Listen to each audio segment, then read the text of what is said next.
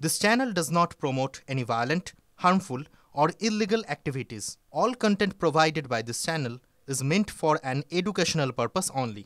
Top quality और consistent performance के लिए सिर्फ सिल्वर पंप नाम याद रखना। আবারও অশান্ত ধুলিয়ান, মুর্শিদাবাদে ধুলিয়ান গতকালের পর আজ আবারও অচল হয়ে পড়েছে। আবারও গুলি চলেছে, গুলিবিদ্ধ এক কিশোর, এক যুবক।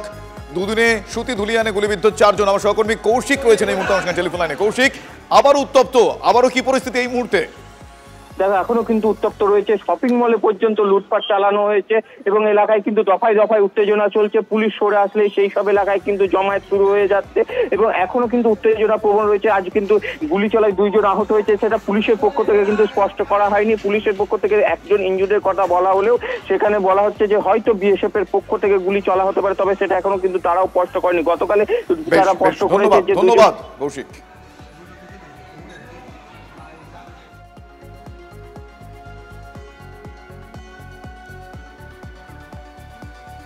এই মুহূর্তে সেই পরিস্থিতি আরো একবার দেখছেন, কিন্তু পুলিশ সংযত থেকেই ব্যবস্থা নিচ্ছে, কোন রকম গুন্ডামি বরদাস্ত করা হবে না। গতকাল জাতীয় সড়ক অবরোধ করে সরকারি বাস জ্বালিয়ে দেয় দুষ্কৃতীরা। পুলিশ বাধ্য হয়ে গতকাল 4 রাউন্ড গুলি চালায়, গুলিবিদ্ধ হন 2 জন, এমনটা মেনে নিয়েছেন এডিজি আইন শৃঙ্খলা Javed Shamim. Let's get together and try to এই প্রবলেমটাকে কন্টেন করা। কালকে কি চালিয়েছে, আজকে কে চালালো, এইগুলো তো ঠিক আছে, situation they have all been done to control a situation. এখনও ইভলভিং সিচুয়েশন আছে, আমি বলার চেষ্টা করছি। এখনও বলা আছে এভরিথিং অবভিয়াসলি আবার এখন মনে হয় কন্ট্রোলে আছে, কারণ যতক্ষণ রিউমার মঙ্গারিং 100% স্টপ হবে না, মনের পাবলিকের মধ্যে ভয় ভীতি শেষ হবে না, ততক্ষণ কিন্তু ভায়োলেন্স শেষ হবে না। এই ভয় ভীতিটা খুব আছে না। বিএসএফ এর বিএসএফ এর বর্ডার আছে, BSF has come, BSF is also নিজে আছে, ওখানে ডিপ্লয়েড আছে। ব্যান্ডেলে পুকুর ভরাট আটকালেন বিধায়ক। ব্যান্ডেল চৌমাথার পাশে একটি পুকুর ভরাট হচ্ছিল। অজ্ঞাত পরিচয়ে কোনো ব্যক্তি চুচুড়ার বিধায়ক অসিত মজুমদারকে চিঠি লিখে অভিযোগ জানান। খবর পেয়ে ঘটনাস্থলে গিয়ে পুকুর ভরাট আটকিয়েছেন বিধায়ক। স্থানীয় পঞ্চায়েত প্রধান ও উপপ্রধানকে ডেকে বিষয়টি জানতে চান তিনি। ব্যবসায়ী সমিতিকে থানায় অভিযোগ জানাতে নির্দেশ দিলেন বিধায়ক।